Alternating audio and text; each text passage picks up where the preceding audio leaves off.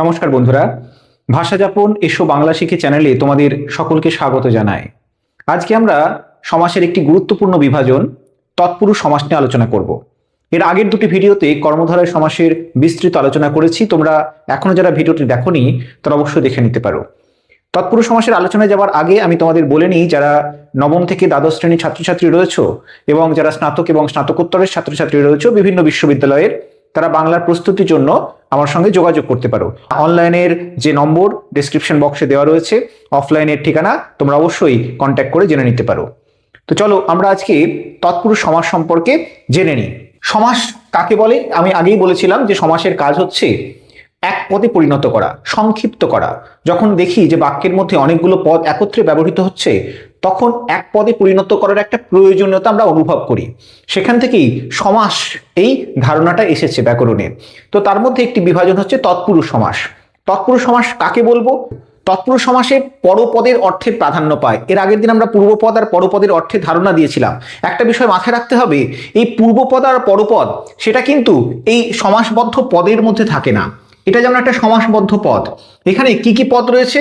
বধূ রয়েছে আর বরণ রয়েছে, তাই তো? কিন্তু পূর্বপদ আর পরপদের কনসেপ্ট আসছে মূলত এর ব্যাসবাক্য থেকে। সমাসবদ্ধ পদ তাকে যখন আমরা বিস্তৃত করি, তার অর্থটাকে যখন বিস্তৃত করি, আমরা ব্যাসবাক্য পাই।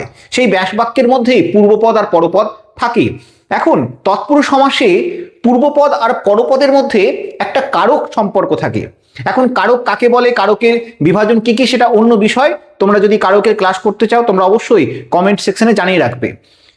কারক সম্পর্ক এটুকু বলে রাখি যে কোনো পদের সঙ্গে ক্রিয়াপদের যে সম্পর্ক তাকে বলা হয় কারক। এখন তোমরা দেখবে যে তৎপুরুষ সমাসে কি ক্রিয়াপদ থাকে? থাকে না, কিন্তু ক্রিয়ার ভাবটা সেখানে থাকে। তোমরা বলবে যে স্যার এই যে বধূ বরণ, এটাকে যদি আমরা ব্যাসবাক্য করি তাহলে কি দাঁড়াবে? বধূকে বরণ। কেমন? এটার ব্যাসবাক্য করলে দাঁড়াবে বধূকে বরণ। তাহলে দেখো এখানে কিন্তু ক্রিয়াপদ নেই, কিন্তু ক্রিয়ার ভাবটা আছে। এই যে বরণ এটা হচ্ছে ক্রিয়াবাচক বিশেষ্য, আর বধূ এটা হচ্ছে বিশেষ্য। কেমন?